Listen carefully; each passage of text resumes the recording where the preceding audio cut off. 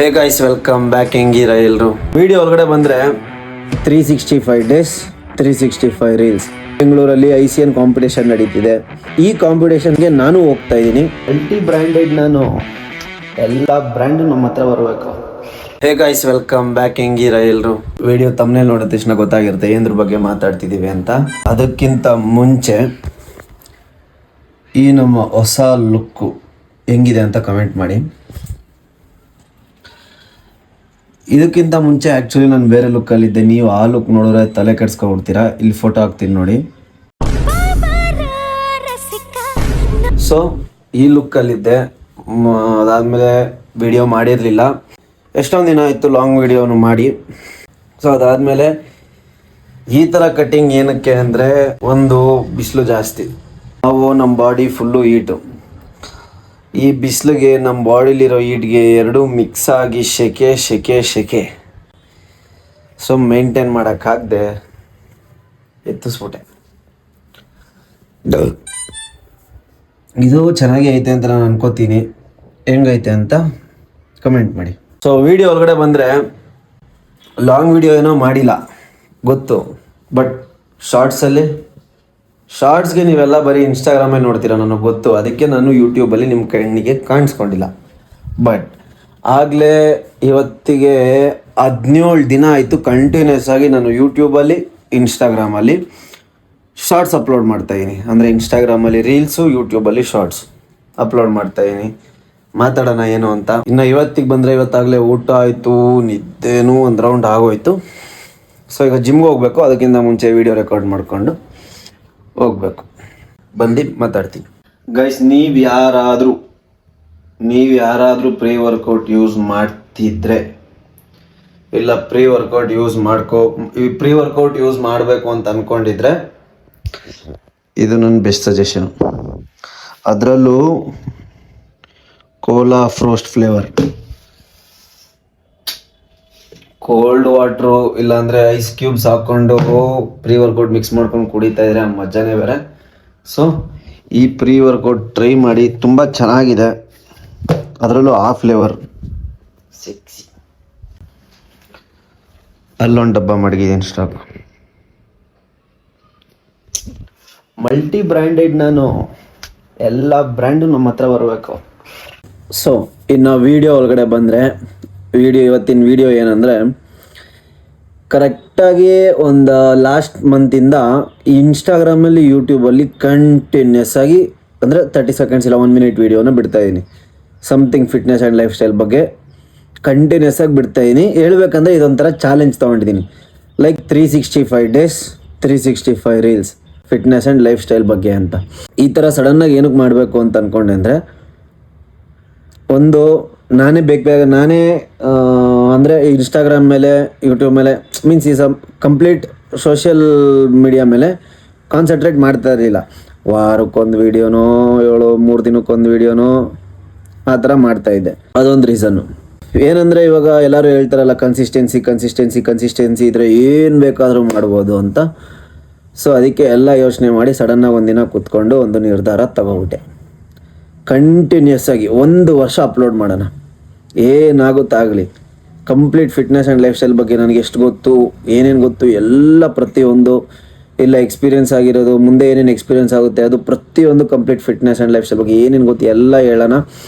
Continuous ಆಗಿ 365 ದಿನ 365 video ಬಿಡೋಣ. ನೋಡೋಣ ಅಕೌಂಟು, ಇಲ್ಲ ಯೂಟ್ಯೂಬ್ ಆಗಲಿ, ಇನ್ಸ್ಟಾಗ್ರಾಮ್ ಆಗಲಿ, ಎಲ್ಲರಿಗೂ ಹೋಗುತ್ತೆ, ಎಷ್ಟು ಫಾಲೋವರ್ಸ್ ರೀಚ್ ಆಗುತ್ತೆ, ಅದರಿಂದ ನಮಗಿನ್ನ ಏನೇನು ಅಪ್ರೋಚಸ್ ಬರುತ್ತೆ.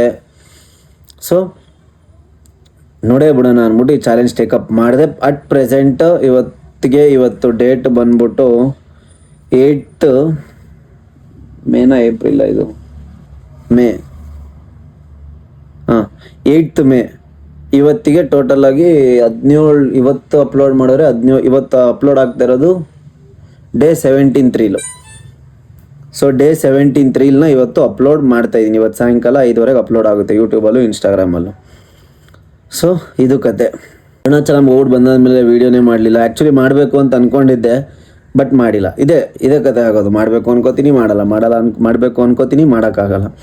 ಅದಕ್ಕೆ ಅಟ್ಲೀಸ್ಟ್ ಯೂಟ್ಯೂಬಲ್ಲಿ ಆಗಿಲ್ಲ ಅಂದರೂ ಇನ್ಸ್ಟಾಗ್ರಾಮಲ್ಲಾದರೂ ಸ್ಟಡಿಯಾಗಿರಬೇಕು ಅಂದ್ಬಿಟ್ಟು ಆ ಚಾಲೆಂಜ್ ಟೇಕಪ್ ಮಾಡಿದೆ. ಅಟ್ ಪ್ರೆಸೆಂಟ್ ಚೆನ್ನಾಗೇ ಹೋಗ್ತಾ ಇದ್ದೆ. ಮೀನ್ಸ್ ಹೆಂಗೆ ಮಾಡ್ತೀನಿ ಅಂದರೆ, ಇವಾಗ ಫಸ್ಟು ನೋಡಿ ಇದೊಂದು ದೊಡ್ಡ ಗೋಡೆ ಇದೆ, ಅಂದರೆ ಇವಾಗ 2 ಇರೋದು ಸದ್ಯಕ್ಕೆ, ಮುಂಚೆ ಎಣಿಸಿದ್ದೆ. ಅಲ್ಲಿ ಎಲ್ಲ ಸ್ಕ್ರಿಪ್ಟ್ ಎಲ್ಲ ಒಂದು ಅಂದರೆ ಗ್ಯಾಪ್ನ ಬಂದಿರೋ ಪಾಯಿಂಟ್ಸ್ ಎಲ್ಲ ಬರ್ದು ಇಕ್ಬಿಡ್ತೀನಿ. ಯಾವತ್ತಾರು ಫ್ರೀಯಾಗಿ ಕುತ್ಕೊಂಡು ಕಂಟಿನ್ಯೂಸ್ ಆಗಿ ಒಂದು 6 ರೀಲ್ನ ಶೂಟ್ ಮಾಡಿಬಿಡ್ತೀನಿ. ಫ್ರೀ ಆದಾಗ ಒಂದೊಂದು ರೀಲ್ನ ಎಡಿಟ್ ಮಾಡೋದು, ಶೆಡ್ಯೂಲ್ ಮಾಡಿ ಇಕ್ಬಿಡೋದು. ಇಷ್ಟೇ. ನಾವು ಎಲ್ಲೇ ಇದ್ದರೂ ಹೆಂಗೆ ಇದ್ದರೂ ಆ ಟೈಮ್ಗೆ ಅದು ಅಪ್ಲೋಡ್ ಆಗೋಗ್ಬಿಡುತ್ತೆ. ಸೊ ಅಪ್ಲೋಡಿಂಗ್ ಬಗ್ಗೆ ತೊಂದರೆ ಇರೋಲ್ಲ. ಫ್ರೀ ಆದಂಗೆ ಅಪ್ಲೋಡ್ ಮಾಡಿ ಇಕ್ತಾ ಇರ್ತೀನಿ. ಬಟ್ ನಾನು ಅಂದ್ಕೊಂಡಿರೋ ಪ್ರಾಬ್ಲಮ್ಸ್ ಏನಂದರೆ, ಒಂದು 30 ಡೇಸ್ ಚಾಲೆಂಜೋ ಇಲ್ಲ 60 ಡೇಸ್ ಚಾಲೆಂಜೋ ಇಲ್ಲ 90 ಡೇಸ್ ಚಾಲೆಂಜ್ ಆಗಿದ್ರೆ ಮಾಡ್ಬೋದು ಅಂತ ಪರ್ಫೆಕ್ಟ್ ಗ್ಯಾರಂಟಿ ಇರೋದು. ಬಟ್ 1 ವರ್ಷ ಏನಂದರೆ, 1 ವರ್ಷದಲ್ಲಿ ಏನು ಬೇಕಾದರೂ ಆಗ್ಬೋದು. ಇವಾಗ ಫಾರ್ ಎಕ್ಸಾಂಪಲ್ ಎಕ್ಸಾಮ್ಸ್ ಇನ್ನೊಂದು ತಿಂಗಳಲ್ಲಿ ಎಕ್ಸಾಮ್ಸ್ ಇದೆ, ಅದು ಆ್ಯಂಡ್ ಏನು ಬೇಕಾದ್ರೂ ಬರ್ಬೋದು 1 ವರ್ಷದಲ್ಲಿ. ಇವಾಗ 1 ತಿಂಗಳಲ್ಲಿ ಏನೂ ಬರಲ್ಲ ಅಂತ ಹೇಳ್ಬೋದು, 3 ತಿಂಗಳಲ್ಲಿ ಏನೂ ಆಗಲ್ಲ ಅಂತ ಹೇಳ್ಬೋದು. ಬಟ್ 1 ವರ್ಷದಲ್ಲಿ ಏನೂ ಆಗಲ್ಲ ಅಂತ ಹೆಂಗೆ ಹೇಳೋಕ್ಕಾಗುತ್ತೆ? ಏನು ಬೇಕಾದರೂ ಆಗ್ಬೋದು.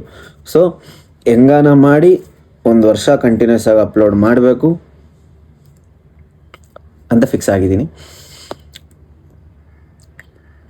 ಸೊ ಎಲ್ಲ ಪಟ ಅಂತ ನಿಮ್ಮ ಕೈಯಿಂದ ಆಲ್ ದ ಬೆಸ್ಟ್ ಅಂತ ಪಟ ಅಂತ ಕಮೆಂಟ್ ಮಾಡಿಬಿಡಿ. ಆ್ಯಂಡ್ ಸಬ್ಸ್ಕ್ರೈಬ್ ಮಾಡ್ಕೊಳ್ಳಿಲ್ಲ ಅಂದರೆ ಸಬ್ಸ್ಕ್ರೈಬ್ ಮಾಡ್ಕೊಳ್ಳಿ, ನೋಟಿಫಿಕೇಷನ್ ಆನ್ ಮಾಡ್ಕೊಳ್ಳಿ. ಆಗ ಯೂಟ್ಯೂಬಲ್ಲೂ ಕೂಡ ಬರುತ್ತೆ ಆ ವಿಡಿಯೋ ನೋಡಿ, 2 ಕಡೆ ನೋಡಿ. ಆ್ಯಂಡ್ ಇನ್ಸ್ಟಾಗ್ರಾಮಲ್ಲಿ ಯಾರ್ಯಾರು ಫಾಲೋ ಮಾಡಿಲ್ಲ, ಪಕ್ಕದಲ್ಲಿ ಪೇಜ್ ಹಾಕ್ತೀನಿ, ಫಾಲೋ ಮಾಡ್ಕೊಬಿಡಿ. ಆ್ಯಂಡ್ ಇನ್ನು ಡಯಟ್ ವಿಷಯಕ್ಕೆ ಬಂದರೆ, ವರ್ಕೌಟ್ ವಿಷಯಕ್ಕೆ ಬರ್ತೀನಿ. ಸೊ ವರ್ಕೌಟ್ ಸ್ಪ್ಲಿಟ್ನ ಕಂಪ್ಲೀಟಾಗಿ ಚೇಂಜ್ ಮಾಡಿದ್ದೀನಿ. ಬಟ್ ಇವಾಗ ಫಾಲೋ ಮಾಡ್ತಾ ಇರೋ ವರ್ಕೌಟ್ ಸ್ಪ್ಲಿಟ್ ಮಾತ್ರ ಅಲ್ಟಿಮೇಟ್ ಲೆವೆಲ್. ಸೊ ಇವಾಗ ಬೇಕಾದ್ರೆ ನಿಮಗೆ ರೀಸೆಂಟಾಗಿ ತೊಗೊಂಡಿರೋ ನನ್ನ ಬಾಡಿ ಪ್ರೆಸೆಂಟ್ ಕಂಡೀಷನ್ನ ತೋರಿಸ್ತೀನಿ ನೋಡಿ. ಅಂದರೆ ಫುಲ್ ಬಾಡಿ ಇಲ್ಲ, ಜಸ್ಟ್ ತೊಗೊಂಡಿದ್ದೊಂದು ಫೋಟೋ. ಇದು ಅಟ್ ಪ್ರೆಸೆಂಟ್ ನನ್ನ ಬಾಡಿ ಕಂಡೀಷನ್ನು. ಆ್ಯಂಡ್ ಡಯಟ್ ವಿಷಯಕ್ಕೆ ಬಂದರೆ ಹೇಳ್ತಿಲ್ವಾ, ಚೀಟು ಮಾಡ್ತಿಲ್ಲ, ಹಂಗಂತ ನಾನು ಡಯಟು ಫಾಲೋ ಮಾಡ್ತಿಲ್ಲ. ಜಸ್ಟ್ ಬಾಡಿಗೆ ಪ್ರೋಟೀನ್ ರಿಕ್ವೈರ್ಮೆಂಟ್ ಎಷ್ಟು ಬೇಕು ಅಷ್ಟು ಕೊಡ್ತಾಯಿದ್ದೀನಿ. ಪ್ರೋಟೀನ್ ನನ್ನ ಪ್ರಕಾರ ಅಟ್ಲೀಸ್ಟ್ ಒಂದು 100 ಗ್ರಾಮು ತೊಗೋತಾ ಇಲ್ಲ ನಾನು. ಮೇ ಬಿ ಒಂದು 60 to 70 ಗ್ರಾಮ್ಸ್ ಆಫ್ ಪ್ರೋಟೀನ್ ತೊಗೋತಾ ಇರ್ಬೋದು ಅಷ್ಟೇ. ಇವಾಗ ಎಷ್ಟೊಂದು ಹೇಳ್ತಾರೆ ಬಾಡಿ ಡಬಲ್ ವೇಟ್ ಇದ್ರೇ ಒಳ್ಳೆ ರಿಸಲ್ಟ್ ಬರುತ್ತೆ. ಬಾಡಿ ಡಬಲ್ ವೇಟ್ ಅಷ್ಟೇ ಪ್ರೋಟೀನ್ ತಿನ್ನಬೇಕು ಅವಾಗಲೇ ಒಳ್ಳೆ ರಿಸಲ್ಟ್ ಬರೋದು, ಇಲ್ಲ ಜಾಸ್ತಿ ತಿನ್ನಬೇಕು ಅವಾಗಲೇ ಪ್ರೋಟೀನ್ ಜಾಸ್ತಿ ತಿನ್ನಬೇಕು ಆಗಲೇ ಒಳ್ಳೆ ರಿಸಲ್ಟ್ ಬರೋದು ಅಂತ. ನಾನು ಆಲ್ಮೋಸ್ಟ್ 1 ತಿಂಗಳಿಂದ ನನ್ನ ಬಾಡಿ ವೆಯ್ಟ್ ಅಷ್ಟು ಪ್ರೋಟೀನ್ ತಿಂತಾ ಇಲ್ಲ ನಾನು. ಮೇ ಬಿ ತಿಂತಾ ಇರ್ಬೋದು, 70 ಗ್ರಾಮ್ಸ್ ಹತ್ರ ತಿಂತಾ ಇರ್ಬೋದೇನೋ ಪ್ರೋಟೀನು. ಬಟ್ ಆದರೂ ಬಾಡಿಲಿ ಮಸಲ್ ಲಾಸ್ ಆಗುವಂಥ ಚಾನ್ಸಸ್ ನಾನು ಯಾವುದು ನೋಡಿಲ್ಲ. ಜಾಸ್ತಿ ಪ್ರೋಟೀನ್ ತಗೊಳ್ಳೋದ್ರಿಂದ ಕಮ್ಮಿ ಪ್ರೋಟೀನ್ ತಗೊಳ್ಳೋದ್ರಿಂದ ವ್ಯತ್ಯಾಸ ಏನಂದರೆ, ನೀವು ನಿಮ್ಮ ಬಾಡಿ ಅಷ್ಟು ಡಬಲ್ಗಿಂತ ಪ್ರೋಟೀನ್ ತೊಗೊಂಡ್ರೆ ನಿಮ್ಮ ಬಾಡಿ ರಿಕವರ್ ಆಗುತ್ತೆ. ನೀವು ಮಾಡಿರೋ ವರ್ಕೌಟಿಂದ ನಿಮ್ಮ ಮಸಲ್ಸ್ ರಿಕವರ್ ಆಗುತ್ತೆ. ಅದೇ ನೀವು ಒಂದು ಸ್ವಲ್ಪ ಕಮ್ಮಿ ತೊಗೊಂಡಾಗ, ಇವಾಗ ನಾನು ಫಾರ್ ಎಕ್ಸಾಂಪಲ್ 70 to 80 ಗ್ರಾಮ್ಸ್ ಇವಾಗ ಹೆಂಗೆ ನನ್ನ ಬಾಡಿ ವೆಯ್ಟ್ ಅಷ್ಟು ತೊಗೋತಾ 1 ಗ್ರಾಮು ಇದು ತೊಗೊಂಡಿದ್ರೆ ಬಾಡಿ ರಿಕವರ್ ಆಗುತ್ತೆ, ಬಟ್ ಸ್ಲೋಲಿ ರಿಕವರ್ ಆಗುತ್ತೆ ಅಷ್ಟೇ. ಆ್ಯಂಡ್ ಅಲ್ಟಿಮೇಟ್ ಆ್ಯಂಡ್ ಇನ್ನೊಂದು ತಿಂಗಳು ಮತ್ತು ನಾರ್ಮಲ್ ನಾವು ನಮ್ಮ ಡಯಟ್ಗೆ ಬಂದ್ಬಿಡ್ತೀವಿ. ಬಾಡಿ ರಿಕಾಂಪೋಸಿಷನ್ ಫೇಸ್ಗೆ ಹೋಗ್ತಾ ಇದ್ದೀವಿ. ಕಂಟಿನ್ಯೂಸ್ ಆಗಿ 3 ತಿಂಗಳು ಬಾಡಿ ರಿಕಾಂಪೋಸಿಷನ್ ಫೇಸ್ ಮಾಡ್ತೀನಿ. ಅದಾದಮೇಲೆ 3 ತಿಂಗಳು ಬಲ್ಕಿಂಗ್ ಆ್ಯಂಡ್ 3 ತಿಂಗಳು ಕಟಿಂಗ್ ಕ್ಲಿಯರ್. ಈ ಥರ ಒಂದು ಕಂಪ್ಲೀಟಾಗಿ 9 ಮಂತ್ಸ್ ಪ್ಲ್ಯಾನ್ ಇದೆ. ಜೂನಿಂದ ಸ್ಟಾರ್ಟ್ ಮಾಡ್ತೀನಿ. ಆ್ಯಂಡ್ ಇನ್ನೊಂದೇನೆಂದರೆ, ಜೂನ್ 21st 22nd ನಮ್ಮ ಬೆಂಗಳೂರಲ್ಲಿ ICN ಕಾಂಪಿಟೇಷನ್ ನಡೀತಿದೆ. ಅದು ನಮ್ಮ ಬೆಂಗಳೂರಲ್ಲಿ ಶುಭ್ ಕನ್ವೆನ್ಷನ್ ಹಾಲ್ ಅಂತ. June 21st 22nd 23rd Saturday Sunday. ಅದ್ರದ್ದು ಇನ್ವಿಟೇಷನ್ ನಿಮ್ಗೆ ಸೈಡಲ್ಲಿ ಹಾಕ್ಬಿಡ್ತೀನಿ. June 21st 22nd 23rd confusion ಆಗ್ಬಿಟ್ಟಿನಿ, ಹೀಗಿದ್ದೆ. ಶುಭ್ ಕನ್ವೆನ್ಷನ್ ಹಾಲ್ ಅದು ಗ್ಯಾಪ್ನ ಇದೆ. ಇದು ನಮ್ಮ ಬೆಂಗಳೂರಲ್ಲಿ ನಡೀತಾ ಇರೋ ICN.